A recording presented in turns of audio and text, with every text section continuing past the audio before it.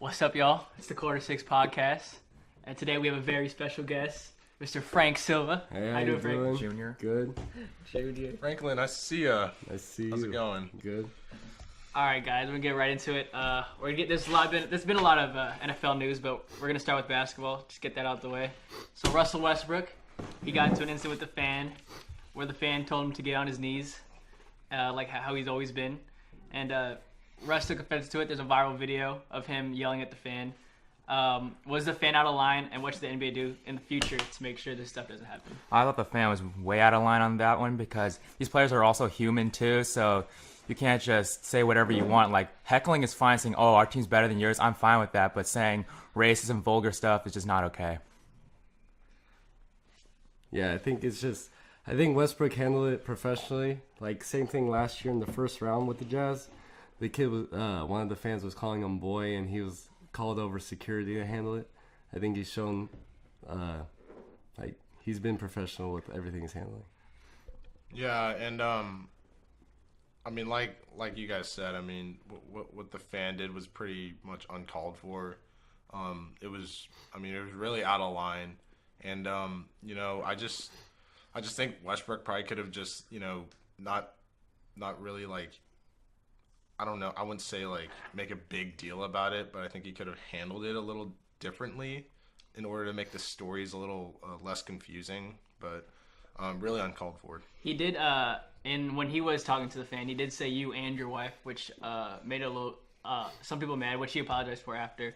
But I think what the NBA should do is they should start pushing the fans back. Like with football, baseball, you can't really touch the player, but in basketball, he's literally right next. Like fans are right next to the bench. I think what they should do is push the stands back and have more security, just so this stuff doesn't happen. What the fan said was really out of line, and I think Russell in the moment handled it pretty. It was okay how he handled it, but afterwards he did handle it really well, really professionally. All right, moving on to LSU basketball. They just got awarded a 3 seed a couple of minutes ago, but they did have a scandal in which a coach was penalized for he was caught on camera or on phone recording, basically admitting to paying players. And how should LSU be penalized, and how will this affect their play in the tournament? Do you guys think? I honestly think it's the only punishment they're gonna get is probably loss of some scholarships, and I don't think they'll be able to.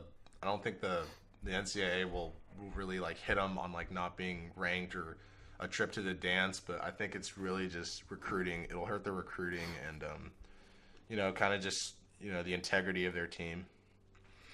Yeah, I agree with that. Like, what is it going to accomplish paying these players? You go from a team that doesn't make the tournament to all of a sudden getting all these 5-star players by paying them. So you're going to get caught if they notice that you got like 4 or 5 5-star players. So paying them is not going to help anything because you could get stripped of those wins if you get caught paying all 4 or 5 of them. Yeah, I think it was stupid that they paid players under the table. I think it brings up the issue of just playing college basketball players in general. Like, players should get paid, I feel like, because at the end of the day, they're not working jobs, they're representing their schools, and they're trying to get into pro sports. They should be getting paid. I completely agree with that. I think that at this point, college basketball players, college football players, they're not going to school to go to school anymore. It's really they're trying to better themselves and become more athletically inclined. And my only issue with it was why was Will Wade talking on the phone. I think that if you're gonna do this type of stuff, you should be having a guy that does this for you, not you talking directly to the players, because that's how you get in trouble. But yeah, I think that in the bigger picture, it's just players getting paid, and they should be paid, as we said, last week. And I think it's gonna hurt LSU. I think that they're gonna probably get upset the first 2 rounds just because they don't have their coach.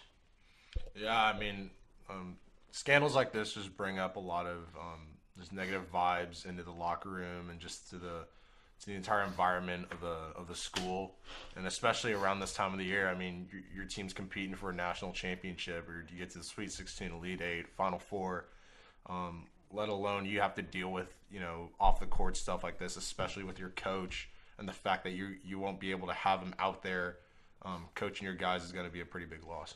Yeah, it also did show it brought a bad vibe a few days ago when they lost to Florida in the tournament. So Yeah. So the NCAA bracket just came out in this hour, and was there any surprises or any snubs that you guys thought, or did you think this was pretty correct? This whole tournament bracket. I have the bracket up here if you guys want to see it. I thought I think for one seeds and 2 seeds, I think I think it was pretty fair the way that they seeded them, but I mean, a couple surprising teams that I thought got in were, I mean, Oklahoma. I mean, a team that lost on the first day of the Big 12 tournament. That was a little surprising, especially the record that they had. And then having 2 Ohio Valley teams in the mix, especially Belmont, I'm really surprised that they got in. I thought they had no chance of making it just because the field was so competitive to get in. I also thought Washington.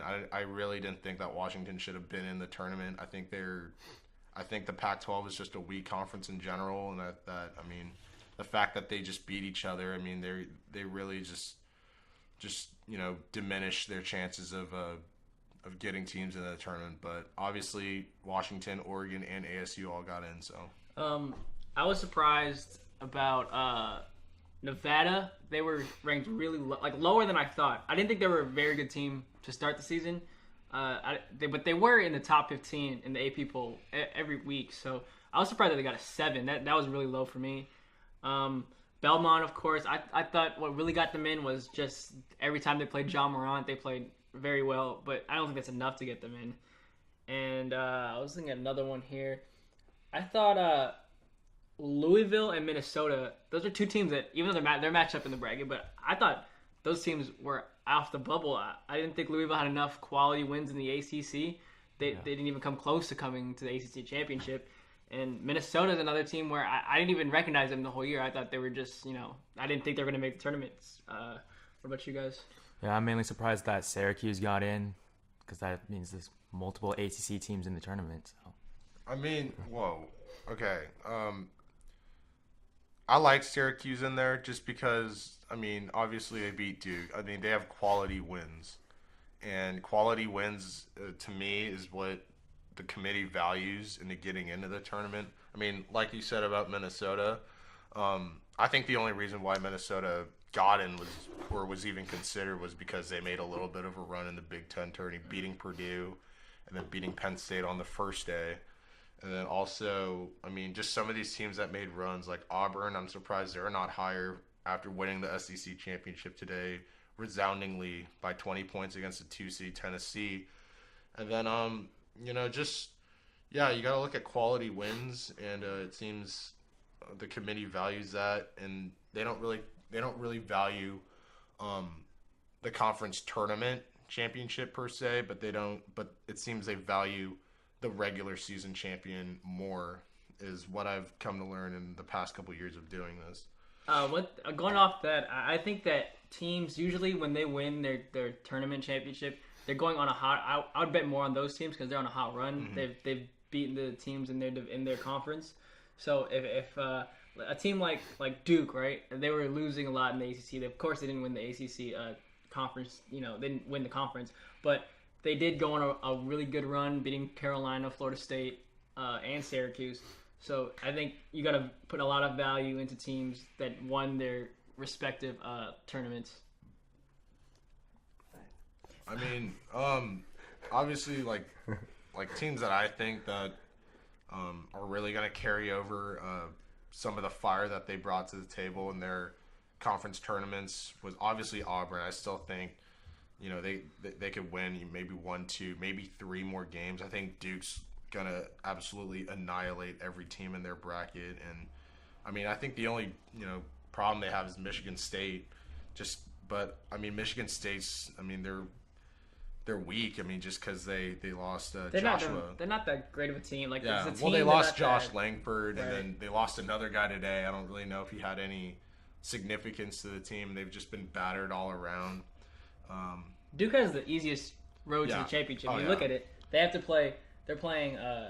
Who is it? NC Central. Yeah, NC Central, and then I think the hardest team on that side, on like their little 8-piece bracket, is Virginia Tech, who they've seen. Yeah. But I don't think that. I think Duke is almost a lock for Sweet 16 at least. I also think that Virginia is going to have a pretty easy time on their quadrant. Right. They're probably going to destroy Gardner-Webb. Not saying, anything can happen. UMBC. But I think they're probably going to match up with either Ole Miss or Oklahoma and probably beat them. And whoever comes out of that, Wisconsin, Oregon, K-State, UC Irvine, Spiel, I think they'll handle well. The only one seed I really see having problems is Gonzaga. I think they're going to run into a problem the second round against Syracuse. That's going to be a good matchup. I like that matchup. Just because Syracuse matches up length with them and they have experience, and they Boeheim. Yeah, and they've beaten a Zion team before, so I think no question they'll put up a fight against the Zags. If Gonzaga doesn't win this year, I think that there needs to be some change in coaching. If I'm being honest, he's been in the Final Four, Sweet 16. He's been in the tournament for whoever the coach is, 15 plus years. Few. Yeah, he's a good coach. He's a good coach. He just never gets it done. I don't know. He's kind of like Andy Reid. Yeah. Just never gets it done. All right.